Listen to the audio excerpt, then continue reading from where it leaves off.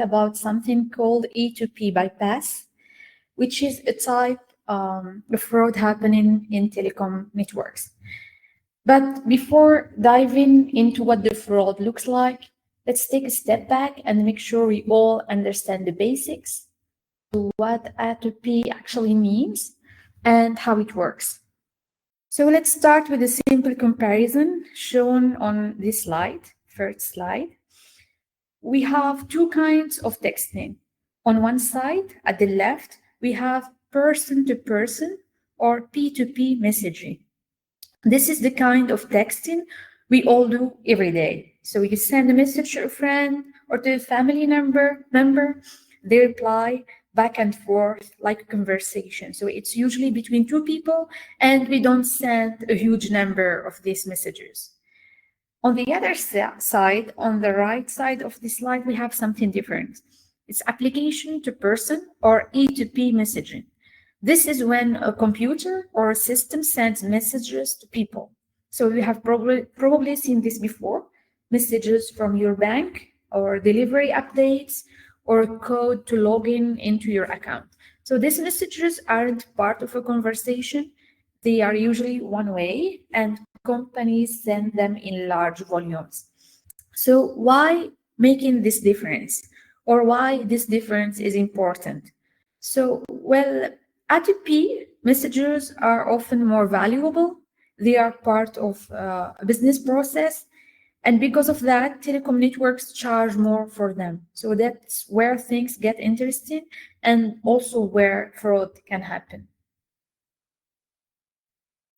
Now that we understand the difference between P2P and A2P messaging, let's talk about why A2P matters more than ever actually today. Let's start with what's happening to person or P2P messaging. We all know that traditional SMS between people has been shrinking. Why? Because of messaging apps like WhatsApp, iMessage, Telegram, or Facebook Messenger. These apps are free, they have more features, and they let us talk to anyone, anywhere in the world. So naturally, people are using them instead of regular SMS to talk to friends and family. But when we look at the right side of this slide, we see a very different story for application to person or A2P messaging. Unlike P2P, A2P SMS is still growing, and it's growing fast. Why is that? Because SMS works everywhere. It does not need internet connection. It does not need the person to install an app, and it's incredibly reliable. Almost everyone reads their text messages. That's why business keep using SMS to send things like one-time passwords, delivery notification, bank alerts, etc. In fact, according to the business research company, the global A2P SMS market is expected to grow from $70 billion in 2024 to nearly $96 billion by 2029. So that's a growth rate of over 7% per year.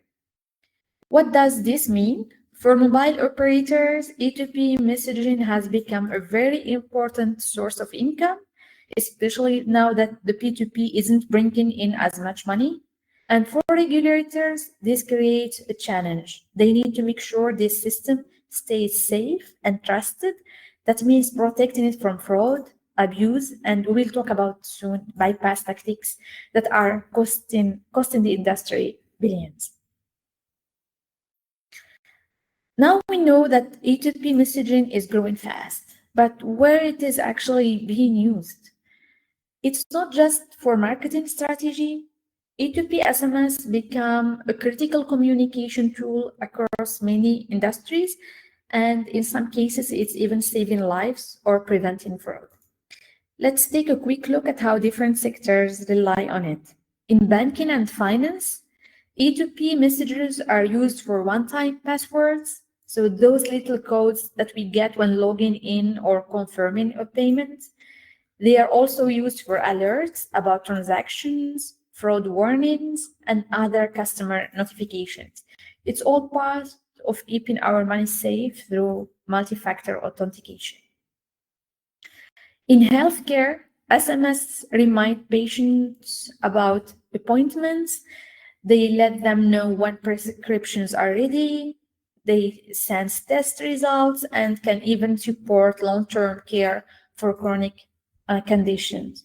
It's simple and it's direct and doesn't require a special app, which is perfect for reaching all kinds of patients. For logistic companies, they use A2P messaging to keep customers updated in real time with delivery updates, pickup notifications, and tracking information. This works for both business and consumers, helping everyone stay informed and reducing missed deliveries. Of course, marketing still plays a big role. Businesses use SMS to promote flash sales, offer discounts, run loyalty programs, and stay connected with customers.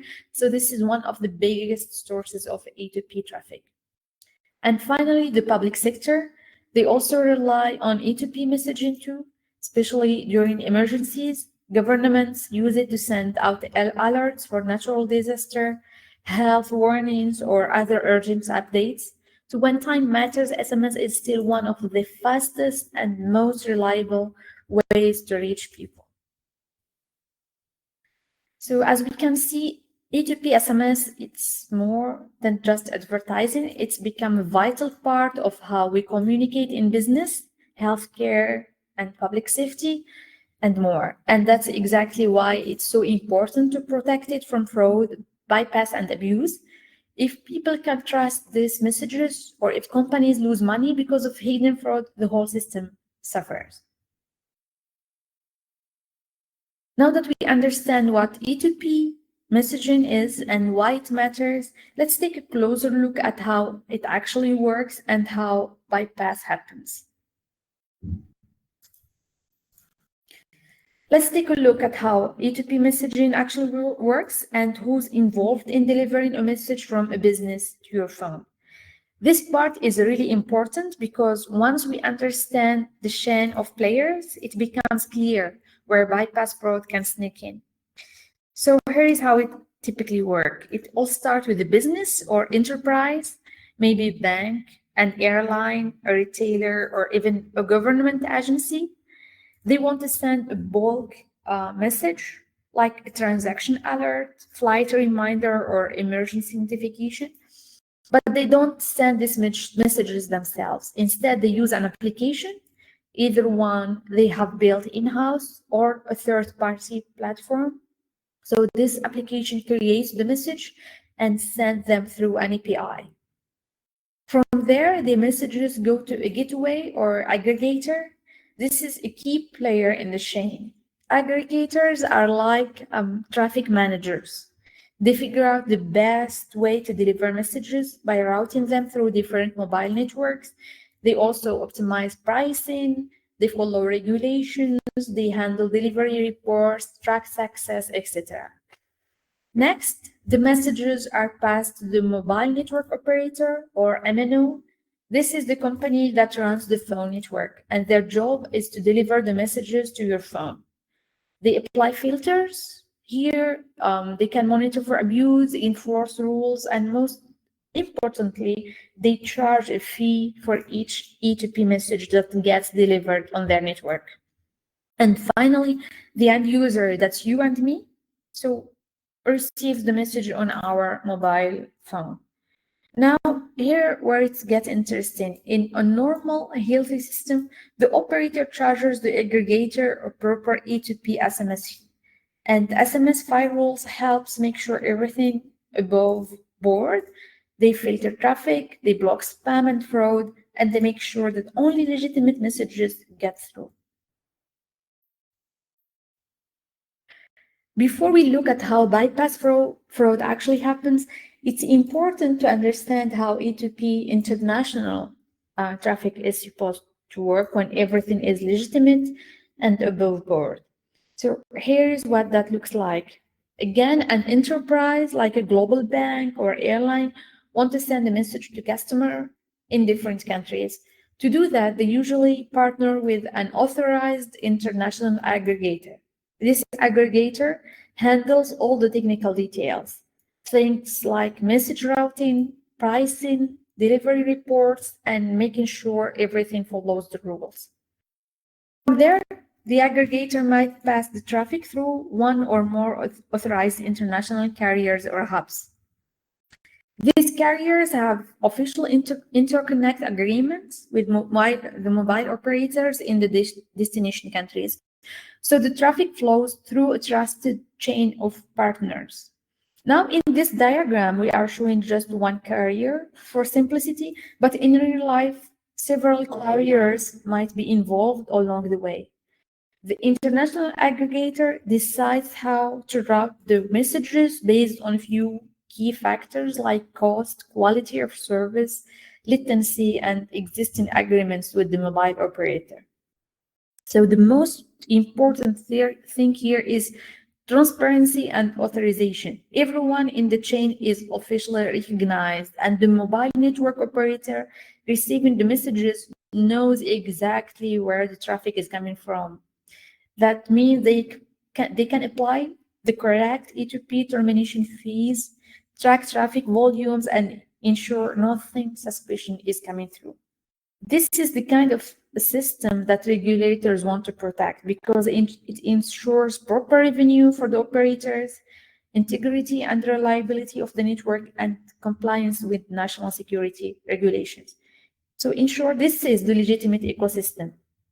But some players in this chain try to cheat the system. They look for ways to send A2P messages without paying the correct fees to the mobile operator, and that's what we call A2P bypass fraud. In just a moment, we will explore exactly how this bypass works, what forms it takes, and how it impacts industry.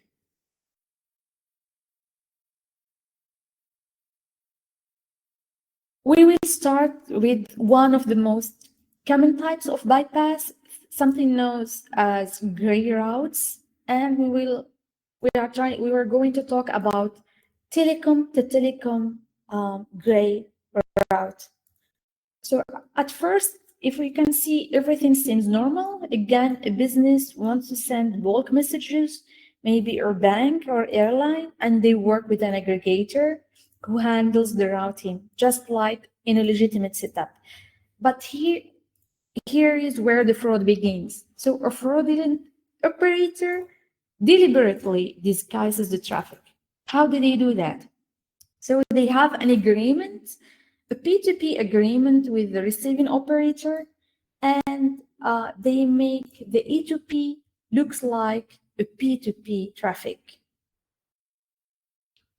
So what happens? The receiving operator, often in another country, doesn't realize these are A2P messages, and they don't charge the proper fee. So they lose revenue. Meanwhile, the fraudulent operator still gets paid by the enterprise, but they keep the difference.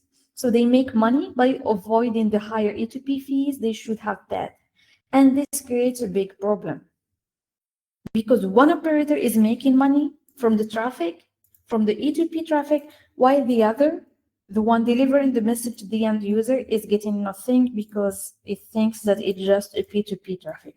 So this leads to major financial losses for mobile networks, lost tax revenue for governments, and it undermines fair competition in the telecom market.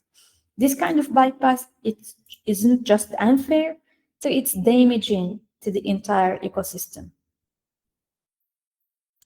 Next, we have perhaps the most well-known form of gray routes and A2P bypass, Simbox. Just like the other example, the process starts with a business, maybe a bank or a delivery service, sending bulk A2P messages through an aggregator. But instead of routing those messages through official and authorized channels, the traffic takes a detour. A fraudulent operator sends the messages internationally, but instead of delivering them to destination network through the proper A2P route, they hand them off to a Simbox system. And this is where the fraud really kicks in. So what is a Simbox? A SIM box is a device filled with hundreds or even thousands of prepaid SIM cards from local mobile operators. It's usually hidden somewhere inside the country where the recipient lives. This box injects the A2P messages into the mobile network as if they were being from regular local phone numbers, basically pretending they are just normal person-to-person texts. As a result, the receiving mobile operator doesn't see them as international A2P messages.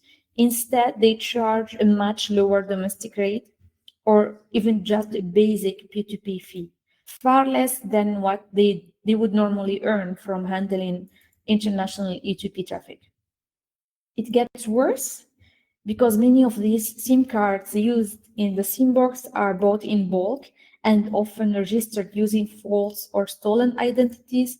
That makes it very hard to trace the source of this traffic. So not only does this type of fraud cause a huge financial losses for operators, it also creates serious national security concerns. So it undermines SIM registration laws, KYC policies, systems that regulators around the world have worked hard to enforce to protect consumers and prevent criminal misuse. Now, many operators do use inbox detection systems, and they've gotten really better over time.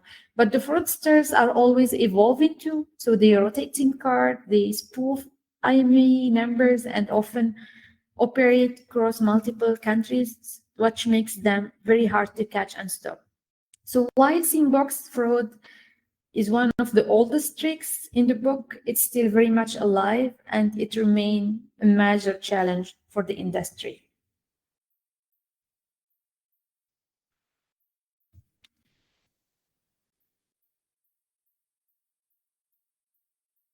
Next, we look at one of the most or more sophisticated and harder to detect form of E2P bypass.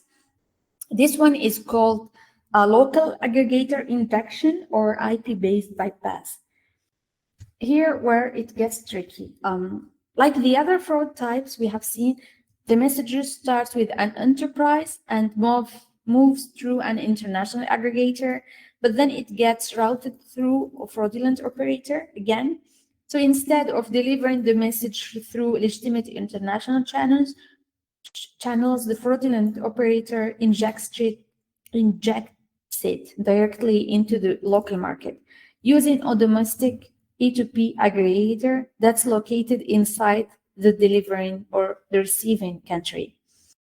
Now, this local aggregator might seem completely legitimate on the surface. They actually have a valid E2P connection with the receiving operator and an SMPP account with the receiving mobile operator. They are supposed to be handling messages from local businesses only. But in this case, they also secretly accept international EP traffic from abroad and they are injecting it into the network as if it were domestic. So the receiving operator, everything looks normal.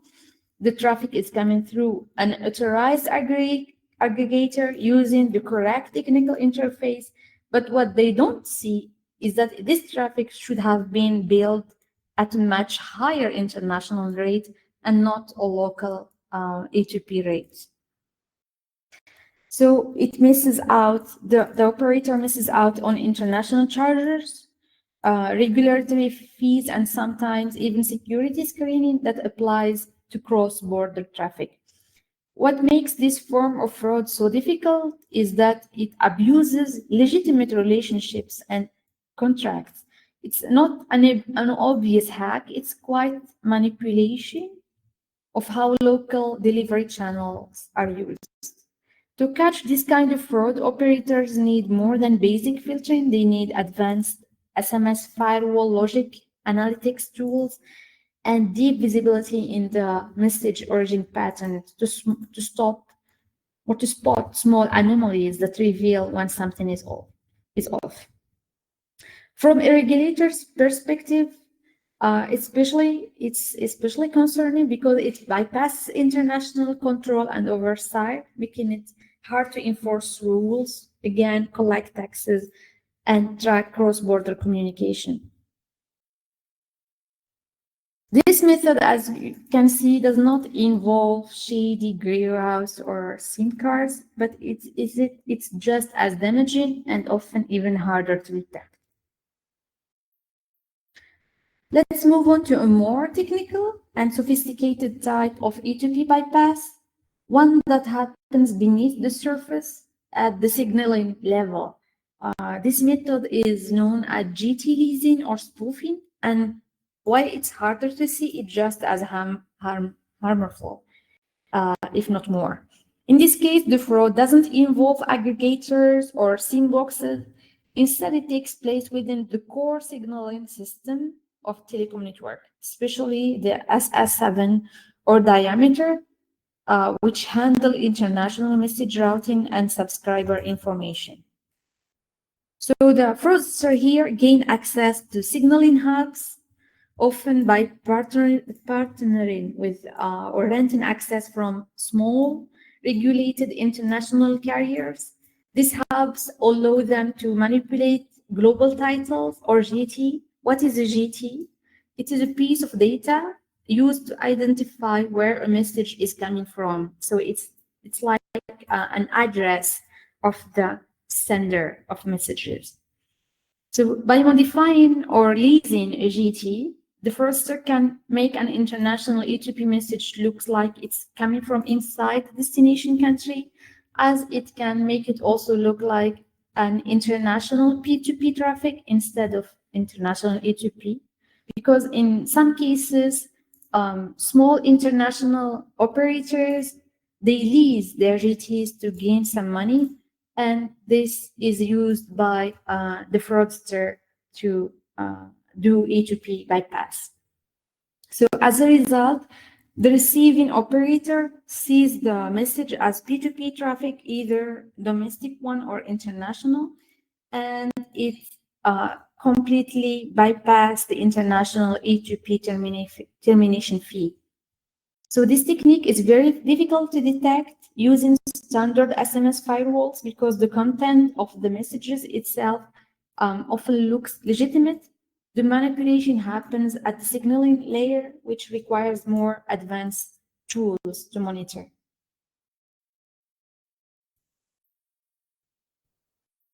Now we are going one level deeper into the signaling layer, into a highly technical and dangerous type of fraud called direct MSC injection. This method goes beyond GT spoofing. It completely bypasses the traditional SMS delivery process, and with it, all the built-in controls like billing, filtering, and firewalls.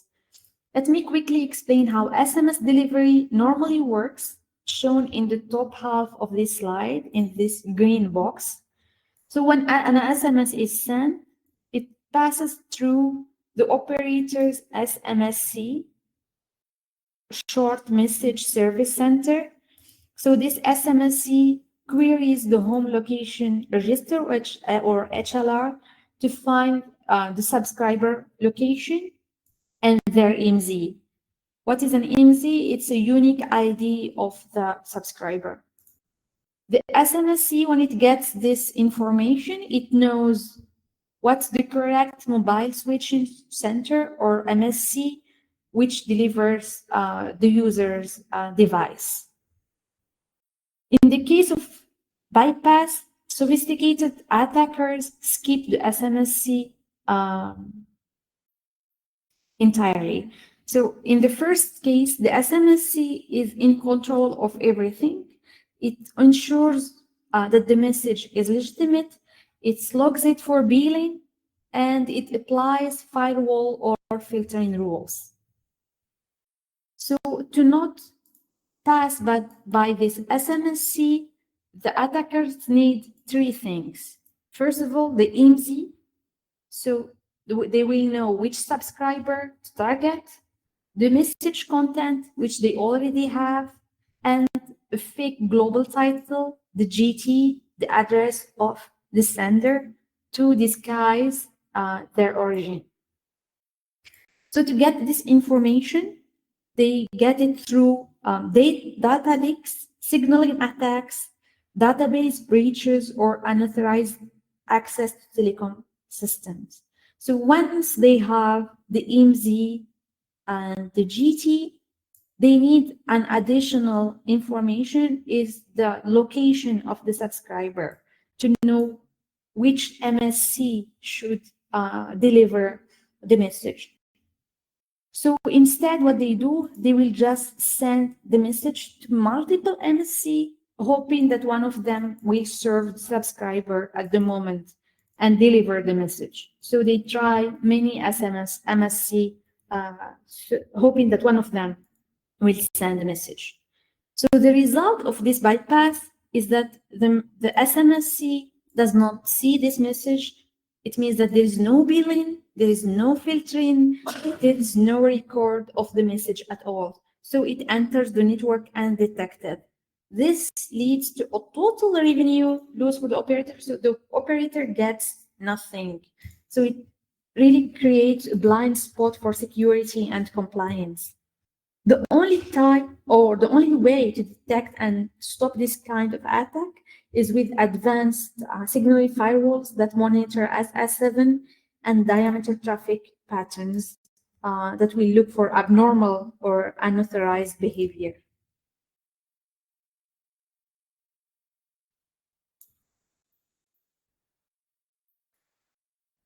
Now that we have talked through the different types of A2P bypass fraud, let's take a moment to step back and simplify. So here I'm just showing an easy way to remember how A2P bypass work in just 3 categories. First, we have P2P routes. So this is when fraudsters hide E2P traffic inside P2P messaging channels. So they do it by taking advantage of interconnect loopholes between telecom operators or using sandboxes or by manipulating global titles through the SS7 signaling network, making messages appear to come from regular users instead of businesses. Second, there is the local A2P routes. In this case, foreign A2P traffic or international A2P traffic is injected through domestic channels, local aggregators who are supposed to handle only local enterprise traffic.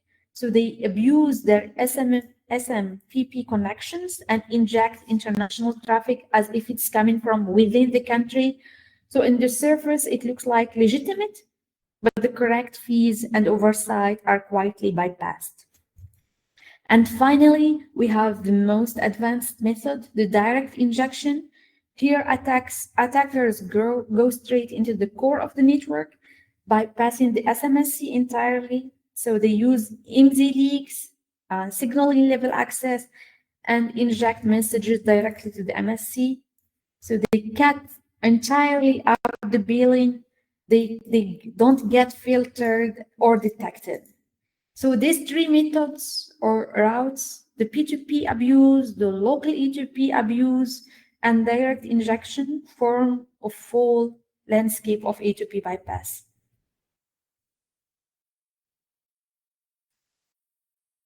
So before we talk about solutions, we need to make one thing absolutely clear. A2P bypass doesn't just hurt mobile operators, it affects the entire ecosystem. So let's break it down. For mobile operators, the most obvious impact is lost A2P revenue, but that's just the start. There is also the network strain caused by unauthorized SIM farms. There's also brand damage. So when important messages like banking alerts or appointment reminders don't get delivered. So there is also legal exposure, especially if fraud goes undetected and regulators start asking questions.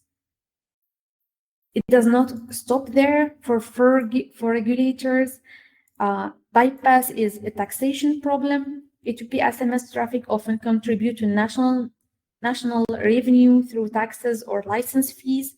So when traffic is hidden or mislabeled, this revenue disappear, and enforcement becomes incredibly difficult, especially when traffic is routed across multiple countries using rogue operators or shadow networks.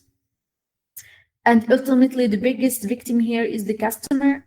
So this includes both enterprises or companies who rely on A2P messages for mission critical communication like banks or healthcare providers, and also the end users who miss important messages or fall prey to phishing and fraud, especially when bypass opens the door for insecure message delivery. So the scale of this problem is really massive. According to estimates from the GSMA, around 45% of global A2P traffic is currently being bypassed using gray routes. So that's add up to more than $8 billion in lost revenue every year. And that number keeps rising unless we take action. So as we move into the next section on solutions, let's keep this in mind. This isn't just a technical issue, it's a commercial issue, it's a regulatory issue, and it's a customer trust issue. So all rolled into one. So what can be done to stop it? One of the most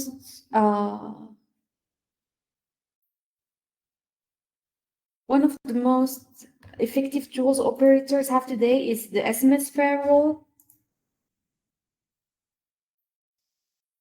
But before talking about that, we will talk about one of the most powerful insights, which comes actually from the signal and data. So these are invisible control messages that manage how mobile communication works behind the scene. So this signal data give us a lot of insight of what's happening, but in this slide, I will just focus on two events that I think are very important to detect one of the most advanced fraud, which is the MSC injection or the SMSC bypass. So the first event that we are interested in is called the SRISM, or Send Routing Info for SMS. So this is used when the SMSC wants to find where subscriber is located before sending a message. I hope that you remember I showed this example before, and here I'm just giving the name of the event, how it will be logged in the system. So again, when the SMSC queries the HLR about the location of the subscriber, it sends an event, and this event is called the SRISM. There is a second event that is important, and it's called the MTFSM, the Mobile Terminated Forward Short Message.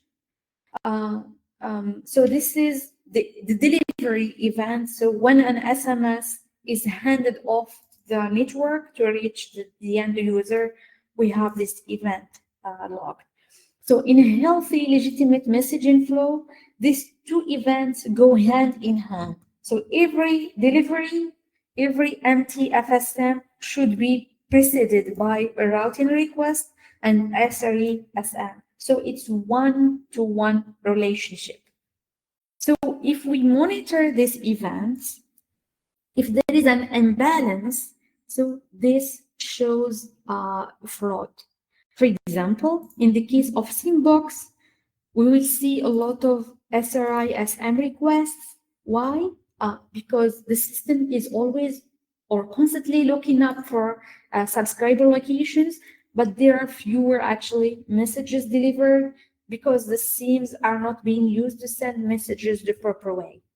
So this is a red flag for Simbox.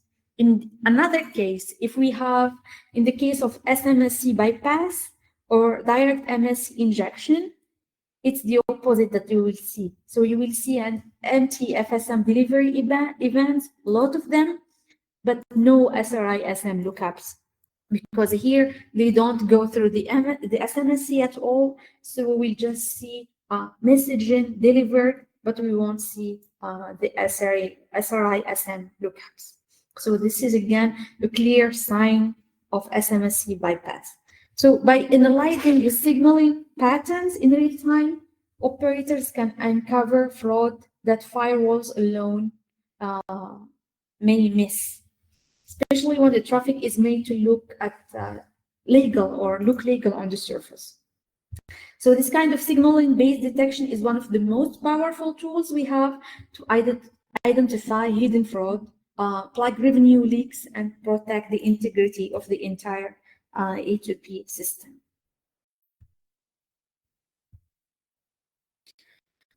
Next, we have SMS firewall rules. You should think about it as a security gate. So it's a smart system.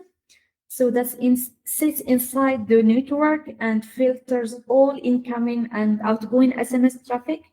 And we will talk about few cases where it can be used. First, we can use it to block unauthorized A2P traffic. For example, if a message comes from a global title or GT that's not approved, it's not on a whitelist, it gets stopped. So that's the first line of defense. Second, it can be used for traffic profiling to stop abnormal behavior. So if a SIM card starts sending 30, 50, or even 100 messages per hour, that's not normal for a person. So it's a red flag for a SIM box operation, and the firewall can act immediately. Third, we have content filtering. This lets the firewall scan messages that pretend to be personal, but actually contain A2P keywords like OTP or login. These are giveaways that the message is not a casual chat, but actually it's part of a business workflow. Fourth, the firewall might also perform an origin validation. So it checks whether the sender ID matches the global title or the GT it claims to come from. So if there is a mismatch, it's likely spoofing or manipulation, and the message can be blocked or flagged for investigation. Finally, firewalls can also filter gray route patterns. So if a single sender is blasting messages to dozens or even hundreds of users, that's a strong indicator of bypass traffic, especially if it's happening through non-standard channels. So the most advanced SMS firewalls today combine all of these capabilities with machine learning and behavior analytics. That means they don't just react, they learn over time, they spot new types of fraud and help operators detect and report suspicious traffic in real time. And I will talk about this more in this slide.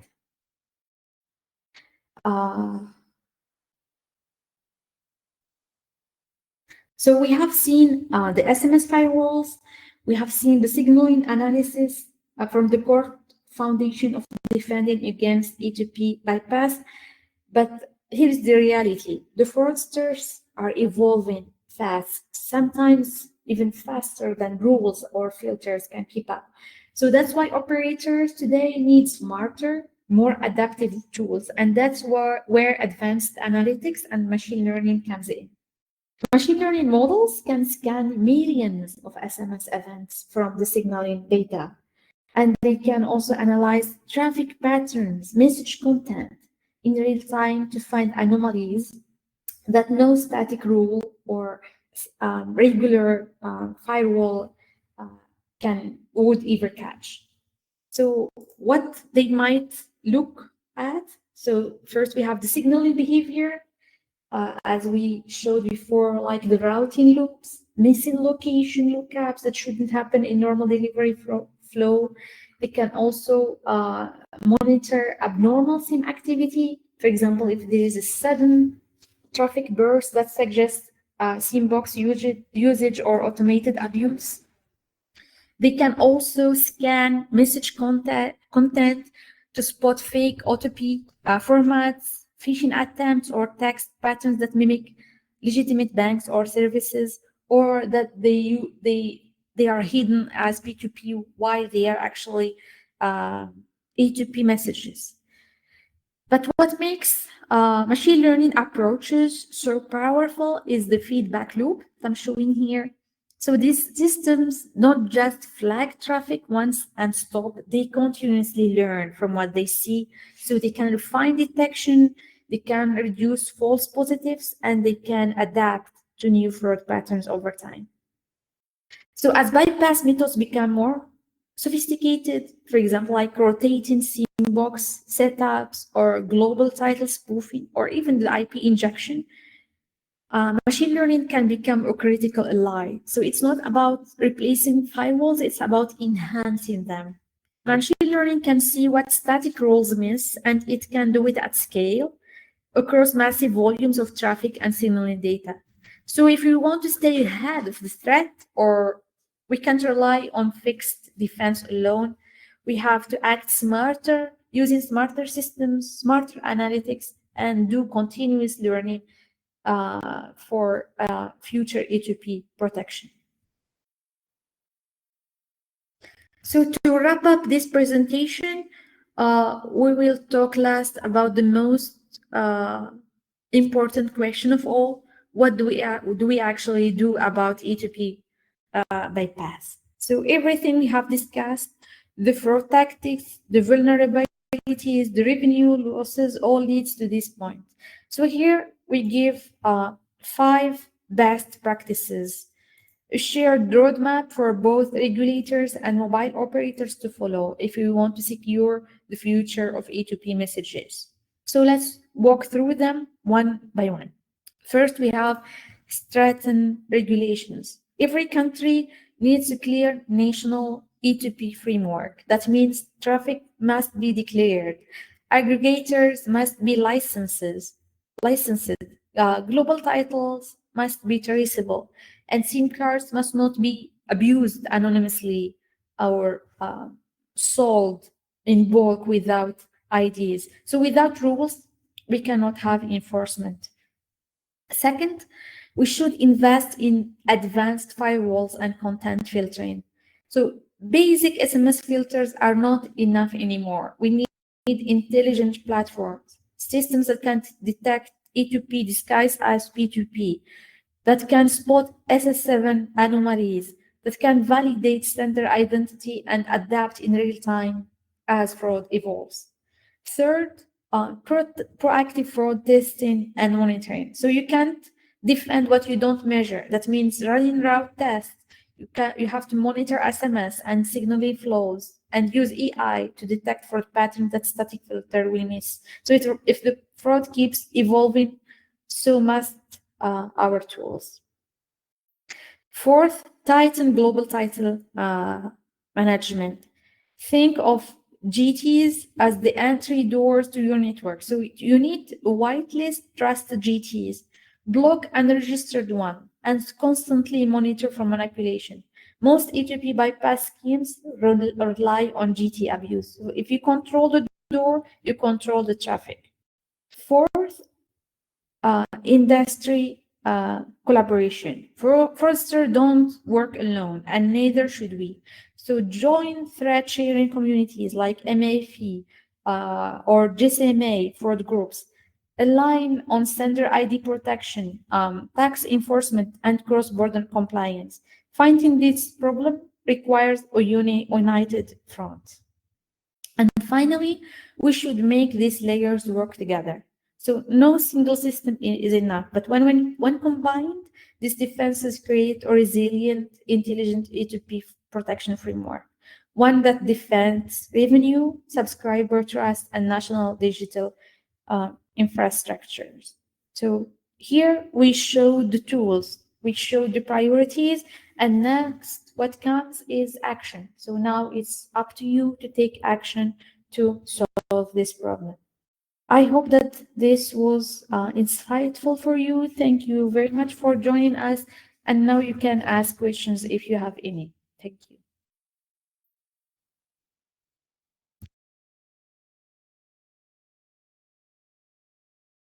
So we have a first question. How can we tell if our network is being affected by A2P bypass? So we should look for discrepancies between message volumes and billing. So if you have a poor delivery rates, if you have a lot of messages but the billing is still low, if you have unusual number from foreign GTs, this might be some signs that you have an A2P bypass.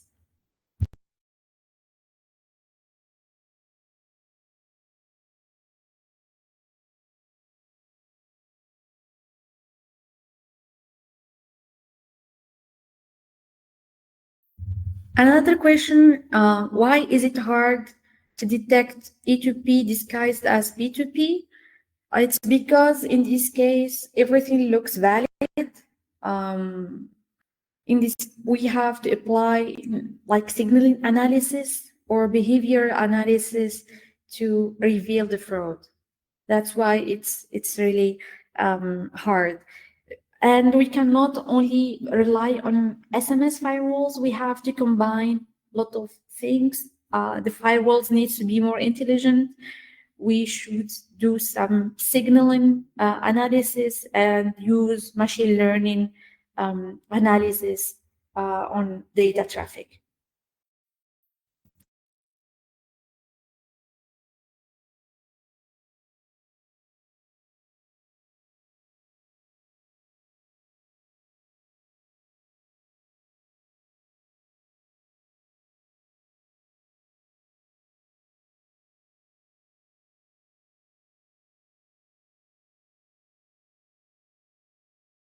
Actually, we have a really good question that will take us to the next episode of this fraud series.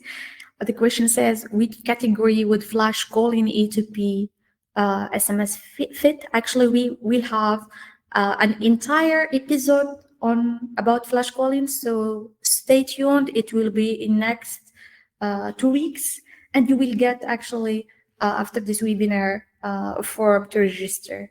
So we will answer this question on our next episode.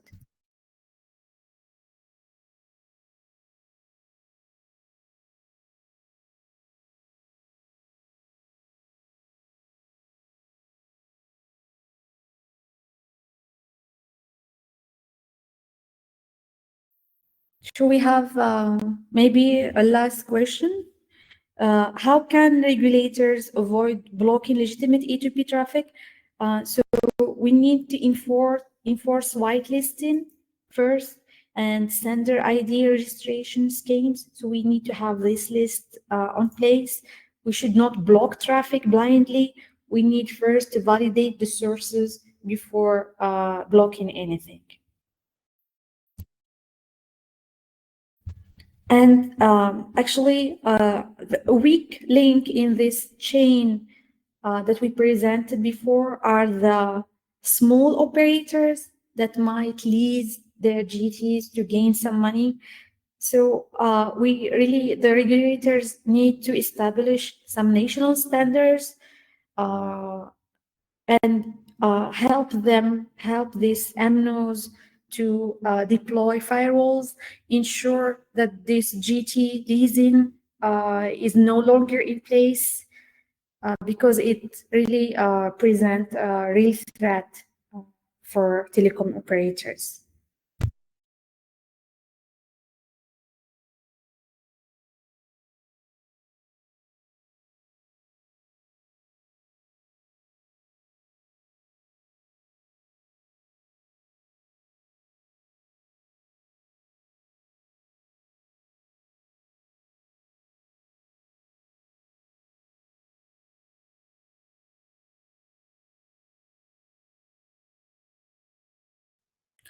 We have another question. Is it legal to scan message content for OTP at all countries, or it depends? Actually, I don't well understand this message. What do you mean by scan? Do you mean read it for analysis? So when we do a content analysis, it's at the system level. So it's okay. So it's at the system level when the signaling happened. So it's only it's like the firewall that will do that, and no one else will read the message. So I think if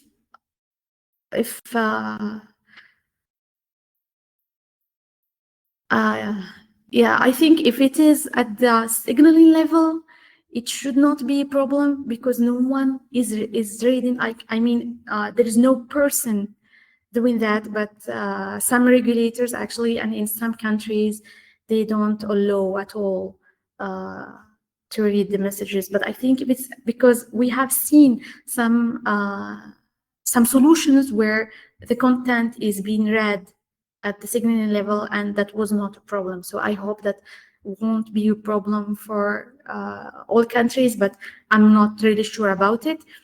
And just want to add that all these questions that we asked today, we will answer them properly after doing some research, and we will send you proper answers to all your questions.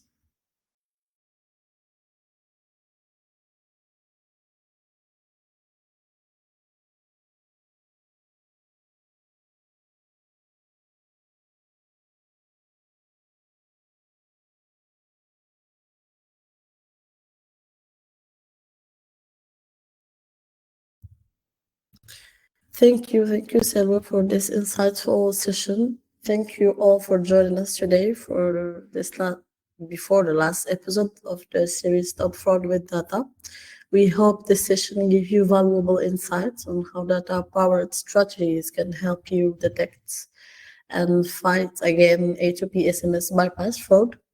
I just want to remind you to not miss the last episode from the series, which is gonna explore flash calls, as Salwa mentioned. It's coming soon. It's gonna be on the 3rd of July at the same hour. You will be redirected in just a moment at the end of the webinar to the registration page. So if you didn't register yet, I encourage you to do so to save your spot for the last episode. So on the behalf of the teams of Regulix and Synaptic, thank you again for your time, for your participation and great questions. We look forward to seeing you at our last session next 2 weeks. And a reminder, as I mentioned before, the French versions of the webinars are currently on preparation, so stay tuned. Thank you again. Have a good day.